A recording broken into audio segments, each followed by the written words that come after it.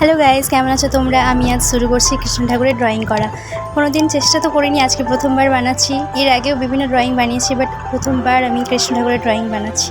তোমরা একটু জানাও কেমন হচ্ছে ড্রয়িংটা, আর অল্প সাপোর্ট করিও। এরপর আমি ধীরে ধীরে তিলকের দিকে এগিয়ে যাচ্ছি, তারপর ময়ূরের পালকের দিকে। জানোই তো কৃষ্ণ ঠাকুরের সবচেয়ে ফেভারিট ময়ূরের পালক। এরপর ধীরে ধীরে আমি চুলের দিকে এগিয়ে যাচ্ছি। প্রথমবার আমার কৃষ্ণ ঠাকুরকে তৈরি করার এই এক্সপিরিয়েন্সটা সত্যি খুব ভালো।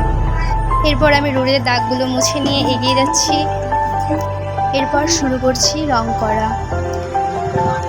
ভালো লাগলে অবশ্যই লাইক করবে বন্ধুরা। আমি চাই তোমরা আমাকে অল্প সাপোর্ট করো আমাকে এগিয়ে যাওয়ার জন্য।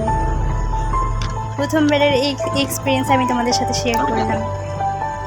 তারপর আমি কালারটা ভালো করে নিচ্ছি এবং এগিয়ে যাচ্ছি।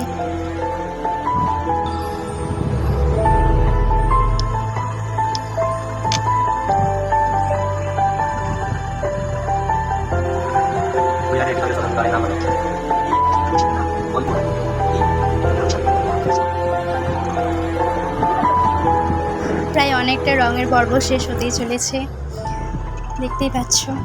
ধীরে ধীরে এগিয়ে যাচ্ছি আমি। এবার চুলের দিকটা ঠিক করে নিচ্ছি একটু। প্রায় কমপ্লিট হতেই চলেছে আমার ড্রয়িং। ভালো লাগলে অবশ্যই কমেন্ট করবে, রাধে রাধে বলে কমেন্ট করবে ভালো লাগলে।